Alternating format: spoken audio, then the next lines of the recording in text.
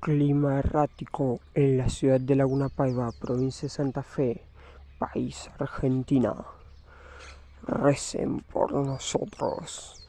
La madre naturaleza se estará cobrando las deudas pendientes que tiene con la humanidad.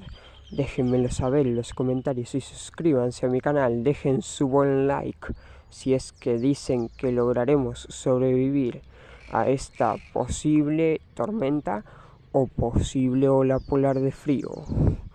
¿Qué dicen ustedes? Pero la mayor concentración está por este lado. Adiós.